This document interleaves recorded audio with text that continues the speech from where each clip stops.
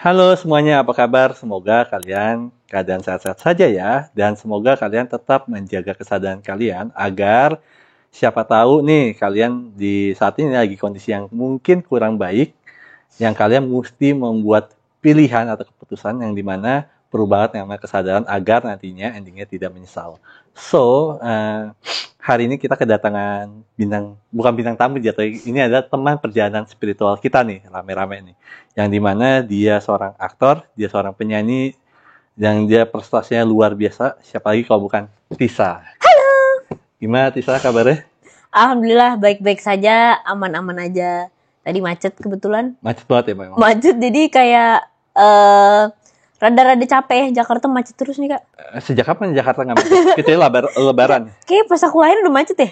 Iya makanya. Apa dulu tuh agak mendingan gitu ya, nggak tahu sih. Nggak sih, sama aja. Sama aja ya? Sama aja. Nah, so thanks for coming. Terima kasih sudah diundang juga ke acara ini. TPS teman perjalanan spiritual. So, yang tadi aku cerita aku bisa sulap kan. Aku itu bisa ngilang. Ya Kak, jangan gitu Kak, takut Kak. Aku bisa ngilang. Tapi tenang kok. Pas tunggu kamu lagi sayang-sayang aja baru aku hilang. Ya ampun. Nggak bercanda tuh kan, pada bini gue jijik gitu emang. Kayaknya kayak, aduh ya Allah. So, gak apa-apa, tenang, aman. Baik lagi gue mau mengatakan happy birthday ya, walaupun telat. Telat tapi nggak apa-apa lah Kak. Baru kok bisa dibilang termasuk baru. Wow, mungkin gue penasaran banget dengan happy birthday lu. Kado yang paling terbesar apa sih yang lu dapetin pada, berarti usia sekarang 22 ya? Sekarang 22. Oke. Usia 22 ini kado apa yang terbesar? Kalau ya aku nggak bisa bilang kado-kado sebelumnya tidak baik ya. Iya. Tapi Nggak bilang baik buruk kok, tapi besar. Yang berkesan ya buat dirimu apa? Kalau di tahun ini sih mungkin kado terbesar adalah dikasih kesempatan naik ke gunung. Tapi alhamdulillah itu cuacanya lagi bagus banget. Oke. Karena kan kita nggak pernah tahu ya cuaca dan alam itu mendukung atau enggaknya. Tapi pada saat kemarin aku ke Prau, alhamdulillah tuh kayak dikasih jalan yang mulus aja gitu Kak. Dari cuaca, dari udara, dari waktu, itu aman semuanya. So, akhirnya ke gunung apa sih? Sorry.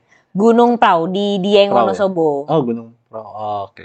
Yep, nggak pernah naik gunung sih, tapi ya kurang lebih tahu.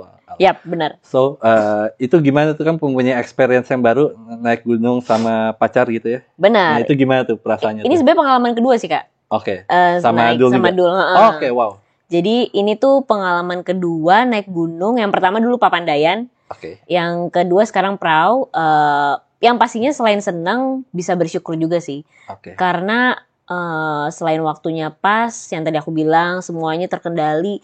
Dan yang paling aku nggak nyangka, pada saat tanggal 24 aku ulang tahun, kebetulan kota yang aku lagi tempatin tuh di Dieng juga lagi ulang tahun. Oh, wow. Jadi aku ngerasa kayak semesta tuh mendukung banget perjalanan aku pada saat itu. Aku nggak merencanakan semua itu, tapi ya merencanakannya paling cuma ya udah tanggal 22 sampai 24 kita gunung ya. Tapi nggak expect kalau kota Dieng lagi ulang tahun, Prau cuacanya lagi aman-aman aja. Dan alhamdulillah kesana aman. Wow. Nah, ini kan jadi menarik ya. Kan ada beberapa istilah katanya kalau mau mengenal orang juga salah satu bisa lewat naik gunung. Bener banget, setuju. Pertanyaannya adalah, pasti udah deg-degan nih. Enggak, pertanyaannya adalah, berarti kan dirimu makin kenal sama pasanganmu. Benar. Akhirnya. Sama teman-temanku yang lain yang ikut juga kenal banget. Iya, nah itu gimana tuh? Maksudnya pasti ada momen capeknya, momen beteknya, ada momen pastilah ya, namanya manusia pasti bohong banget kalau misalnya kita naik gunung nggak capek, masa nggak bete kok, ya nggak mungkin lah, namanya juga pasti ada emosinya, ada capeknya. Itu gimana tuh?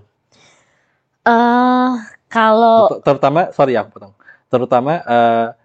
kamu sama dulu deh ya, kalau sama teman-teman yang lain beda urusan. Kalau sama pasanganku kebetulan karena ini udah yang keberapa kalinya, jadi selain aku bisa mengenal dia lebih dalam, pastinya tiap perjalanan tuh kan ada cerita ya Kak. Ada yang kita nggak selamanya mulus. Kalau yang ke Papandayan tuh aku kena hipotermia. Jadi pada saat jam 12 malam tuh aku kedinginan, ngebeku, kaku sesaat gitu. Terus karena itu masih 3 tahun pacaran. Jadi tuh kadang aku masih rada gengsi dan segan untuk minta tolong ya. Dan ego pasti gede dan banget. ego juga pasti gede banget. Ya. Dan aku juga berprinsip kalau misalnya kita naik gunung, mau gak mau kita harus bertanggung jawab sama diri kita sendiri. Ya. Jadi aku gak mau berharap sama siapapun, termasuk pacar aku gitu.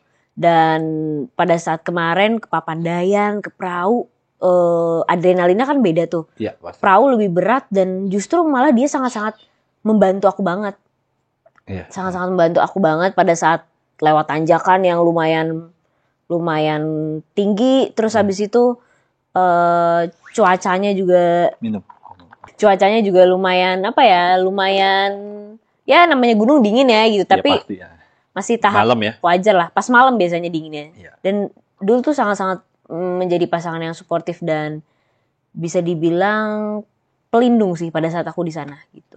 Nah, berarti naik gunung udah 2 kali gitu ya. Benar. Yang aku penasarannya adalah pasti awal pasti nggak gampang banget buat dirimu. Ya banget. Boleh nggak di-share dikit atau di-spill dikit keributan apa sih kalian berdua pas naik gunung gitu maksudnya? Pasti ada dong, nggak mungkin keributan kecil lah pastinya. Keributan, wah jujur nggak ada Kak. Oh nggak ada. Percaya nggak? Nggak percaya kan? Karena aku rasa tuh kayak pasti setiap pasangan kalau ngalamin sesuatu hal yang ketemu adrenalin gitu ada aja kan cerita-cerita. Pasti. Waktu kemarin tuh jujur nggak ada. Aku ngelihat dulu tuh bener-bener menjaga aku banget sih pada saat di sana. Bahkan kebetulan tuh perahu tuh kalau nggak salah masih ada beberapa tanah yang agak becek kan, tanah merah gitu. Yeah. Nah itu aku sempat kepleset terus. Dan alhamdulillah dulu tuh bantuin gitu. Keributan kecil tuh nggak ada sama sekali sih gitu. Dan aku ngerasa tuh perjalanan kemarin di perahu tuh kayak seakan-akan menjelaskan bahwa dia tuh siapa gitu. Oh ya, intinya lebih kenal ya. Lebih kenal banget. Memang prosesnya harus seperti itu. So, udah naik 2 gunung nih, ya kan? Perjalanan ketuhanan seperti apa yang kamu dapat di perjalanan naik gunung itu?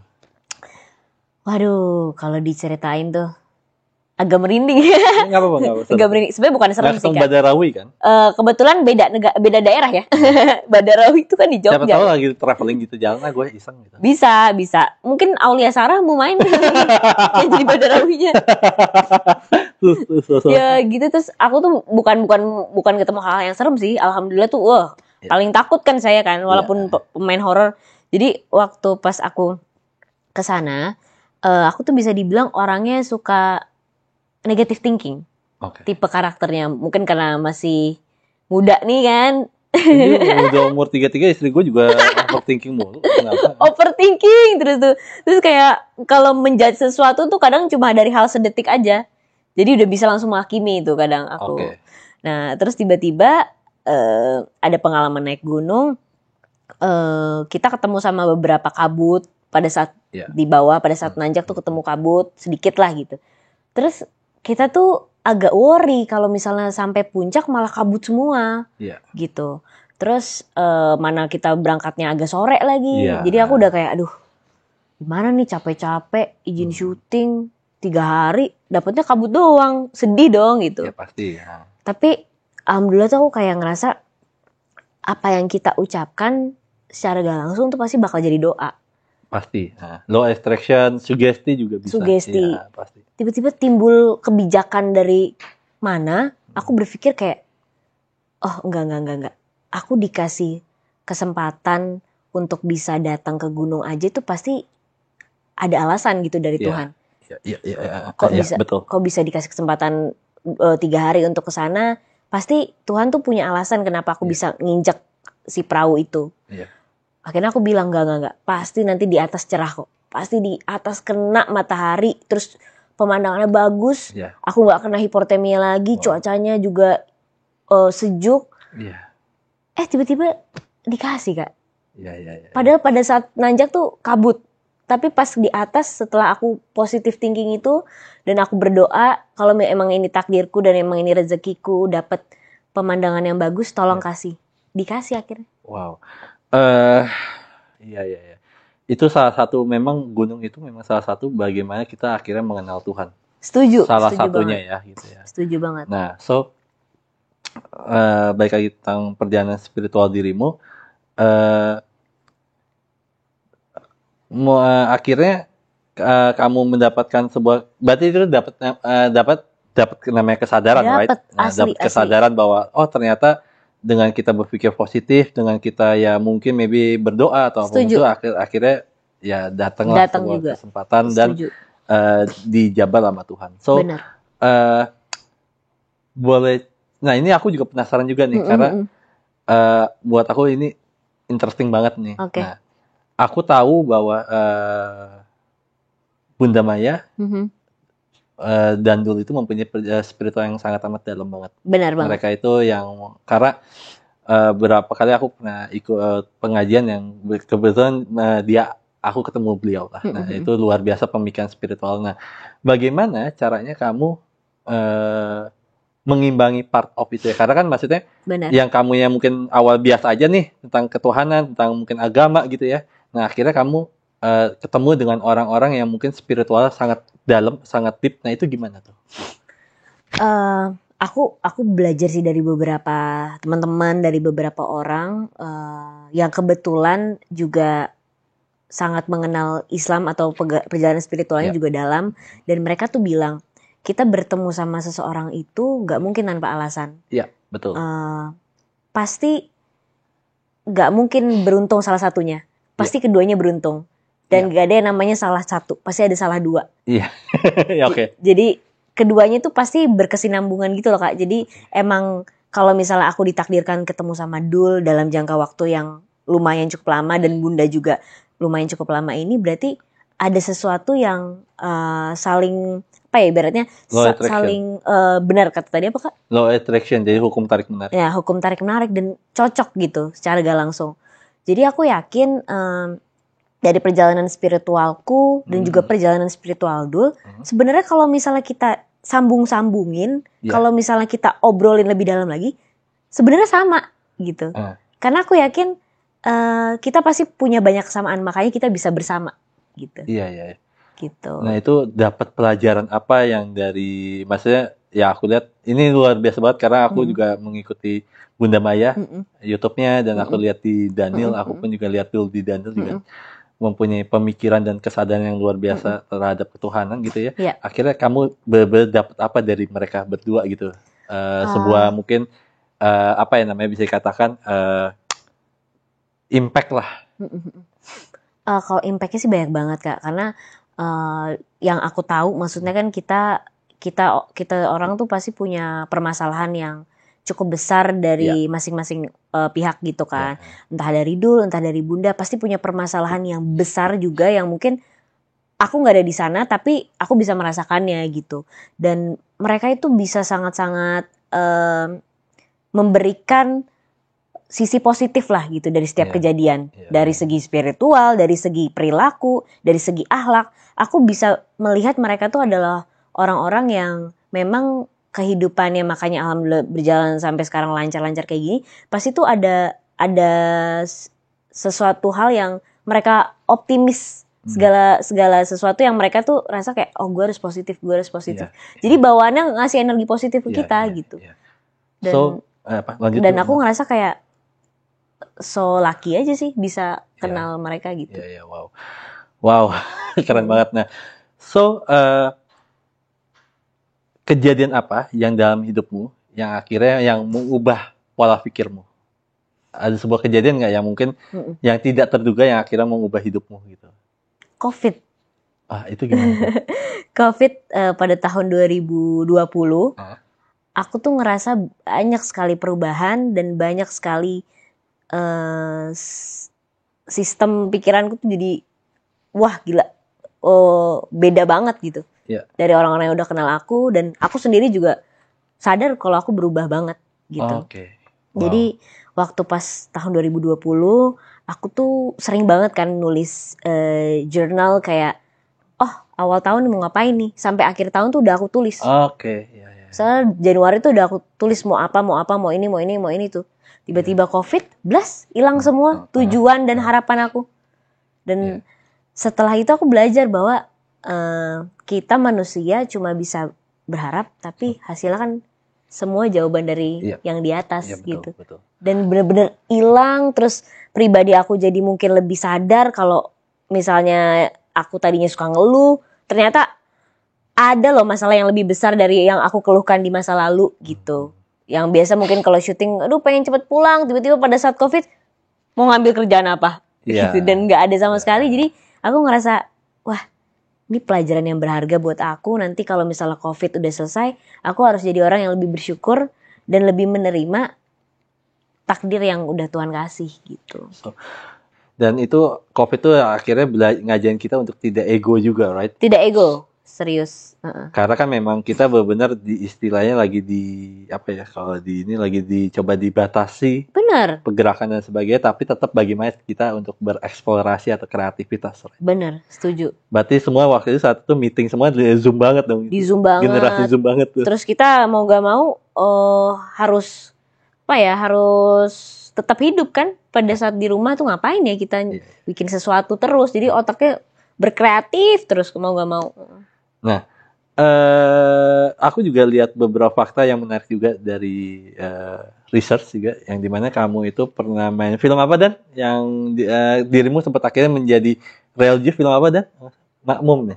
Makmum ya? Makmum. Nah, itu gimana tuh akhirnya? Jadi gini, sebenarnya spiritual dan religion tuh satu kesatuan. Setuju. Sebenarnya. Tetapi mungkin biar yang nonton nih biar nggak terlalu pusing gitu ya, jadi kita mukanya gitu. Lebih kocak. Nah, biar nggak terlalu pusing, kita coba dipisahkan dulu aja biar orang nggak pusing. Nah, ini ya. Nah, oke. Akhirnya apa yang membuat dirimu akhirnya bisa menjadi orang yang religius di film tersebut? Makmum ya. Makmum tuh kalau nggak salah ceritanya adalah sebuah cerita religi tapi dikemas secara horor sih sebenarnya. Jadi perjalanan spiritual, orang mau sholat tahajud tiba-tiba dihantui atau diganggu lah sama hantu yang bernama Kanzab kalau nggak salah. Jadi pada saat kita lagi baca surat Bismillahirrahmanirrahim, tiba-tiba ada yang ngikutin dari belakang Bismillahirrahmanirrahim gitu. Nah perjalanan spiritualnya apa ya? Kalau pada saat kamu dapat gitu ya? Akhirnya kamu kan akhirnya kata ceritanya kan dengar-dengar kamu akhirnya jadi seorang yang religius akhirnya. Dapatnya itu apa sih? Sebenarnya ada lagi yang lebih religius selain makmum. Jadi dulu waktu itu aku pernah syuting judulnya Anak Kaki Gunung. Syutingnya di daerah Padang, Sumatera Barat, yang dimana memang di daerah sana kalau dari segi agama memang mayoritas Islam. Dulu aku syuting pada saat aku masih SD kalau nggak salah, umur 8 tahun 9 tahun. Dan aku ngerasa aku pada saat itu jarang banget sholat, bahkan aku nggak pernah sholat.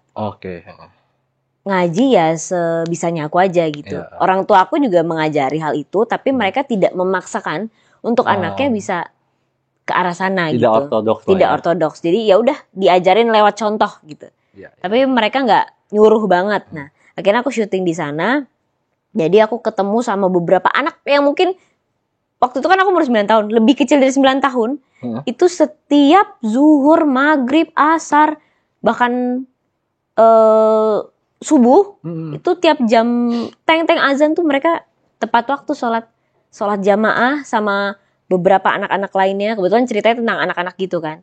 Dan aku tuh orang Jakarta kan pada saat itu ngelihat orang-orang daerah Padang tuh ngeliatnya kayak, ih kok mereka bisa loh umurnya lebih kecil dari aku, atau bahkan mungkin gak terlalu jauh dari aku, kok bisa ada keinginan untuk sholat ya? Kok aku belum ada ya sampai sekarang itu ya gitu. Pengen deh aku sholat, pengen deh aku bener-bener tahu apa sih agama Islam, apa sih tentang belajar mengenal Allah lebih dalam gitu. Walaupun aku agama Islam, kok aku gak terlalu tertarik ya pada saat itu. Islamnya KTP ya? Gitu. Islamnya belum KTP bahkan kan dulu kan 9 tahun. Terus akhirnya aku ngelihat mereka sholat, ngaji. Terus pernah syuting di gunung, mereka sholat bener-bener di rumput. Maksain sholat demi ya udah tepat waktu aja gitu. Kira aku ngerasa malu gitu, kayak sedih aja ngelihat teman-teman sepantaran kok udah pada sholat. Dari situ aku belajar pada saat pulang, pada saat selesai syuting, udah mulai suka pakai jilbab gitu. Emang dari dulu suka pakai jilbab sendiri, ngaca. Terus nyoba puasa setengah hari dulu tuh sampai jam 12. Akhirnya baru sholat.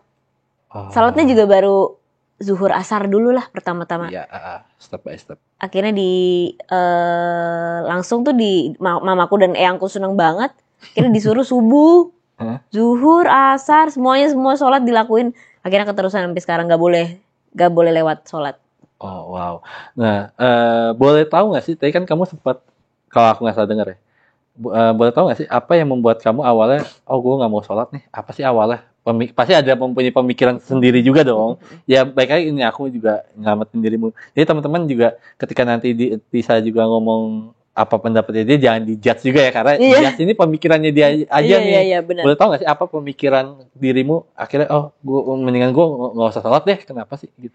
Karena waktu itu aku apa yang aku pikirkan tentang Tuhan ya sejauh ini itu adalah tujuan hidupku gitu.